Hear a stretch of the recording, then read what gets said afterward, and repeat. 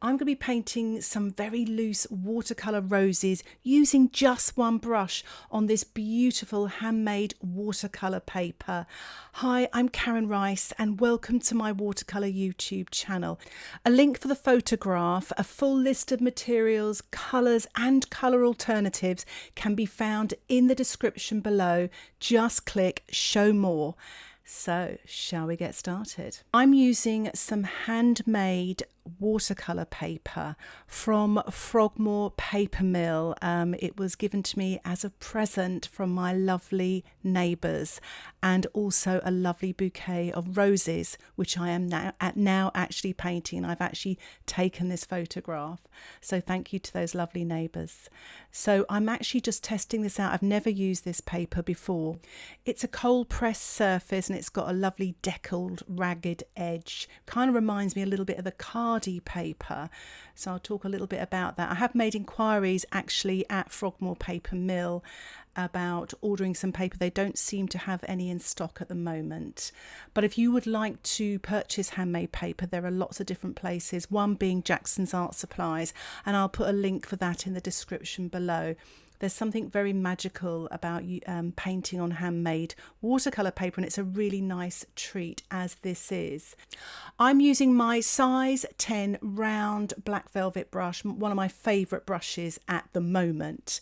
It's got a really nice point to it and it holds lots of paint. As you can see, I'm using a bit of spattering technique there as well.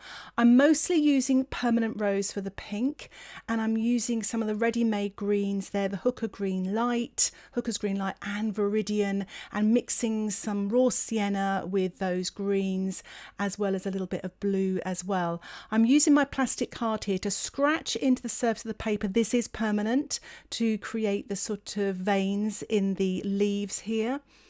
What I would say though, the feedback on that is that it does sort of scratch into it too much. So I wouldn't really, it does work quite well, but I kind of wouldn't advise it. It's almost too thick a line. The paper I think is quite delicate. So lesson learnt there, but it's quite nice to experiment. As you can see here, I'm just dropping in lots of darks and just having lots of fun.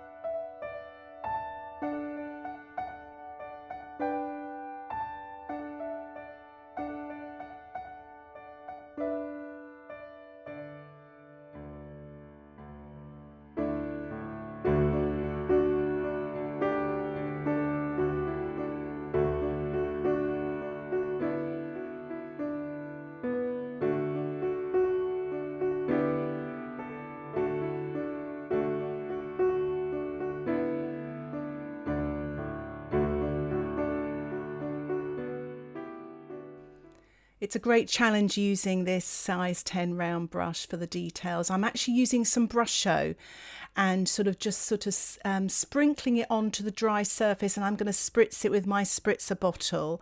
For those of you that haven't used Brusho before, I'll put a link for that in the description below of a video I made all about how to use it and what it is, etc. It's fun to use. It's a nice mixed media.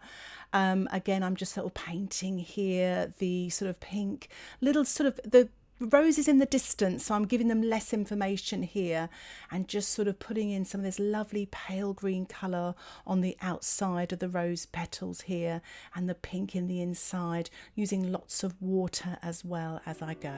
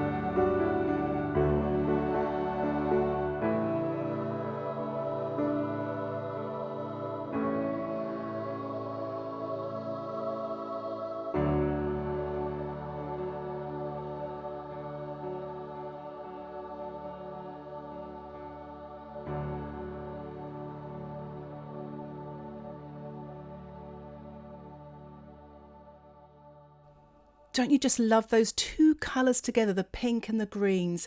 I thought I'd use my spritzer bottle and just tilt my painting just to have all that green run down a little bit to create some exciting sort of marks and things, lovely drizzles. So the painting has dried now, and I'm going to start building up, working light to dark here, sort of building in the darks in the centre, using the permanent rose, maybe a touch of alizarin crimson as well. This is wet on dry, and I've also added a tiny touch of ultramarine just to make this sort of these darks in the middle of the roses a little bit stronger in tonal value. And I'm adding lots of water. Water is your friend, so use plenty of it, especially when you're painting flowers. And of course I'm painting some of this light green on the edges of the petals as well. It's a lovely combination of colours here, but I'm still trying to keep everything really loose and natural looking, not trying to get tight. And if I do find I'm getting tight, I usually give a little spatter to the roses or the leaves, so it reminds me just to keep nice and loose.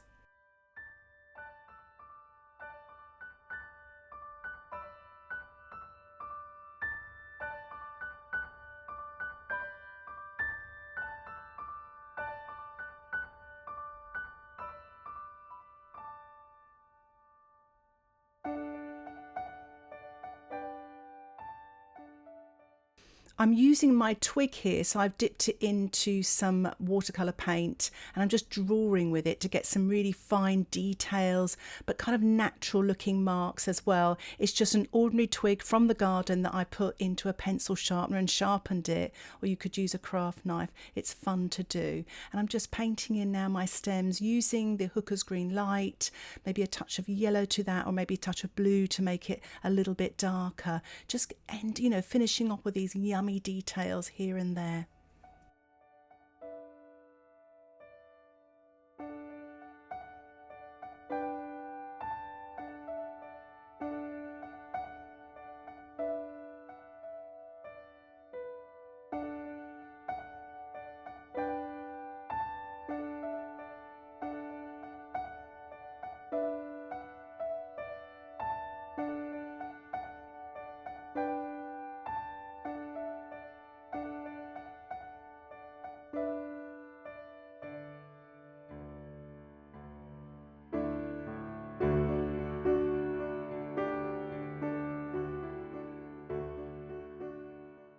I'm actually using a mapping pen and I've dipped it in some of the permanent rose paint, and I'm drawing some lovely crisp outline edges of the petals to bring them forward, to bring them to life, and just sort of giving a few little darks and details here now just to finish off the painting. A longer, more in-depth tutorial is available on my Patreon membership, and some bonus goodies, and that's these 3 watercolour roses that I painted from life to compare the results from these 3 different surfaces. And here are the results. I used and compared rough, cold press and hot press paper to see which paper was the best for painting this individual rose. I used lots of the spattering techniques, Brusho, used the twig as well, lots and lots of wet in wet. If you're interested in more in-depth tutorials with lots more voiceovers, sketch outlines, and you can cancel anytime, why not check out my Patreon membership? Details about the membership can be found in the top right hand corner of this video or in the description below. Thank you so much for watching this tutorial. Don't forget to ask any questions in the comments section below, and if you haven't already, don't forget to subscribe to my channel where you'll get updates of my latest tutorials. Thank you again for watching. Happy painting. Bye for now.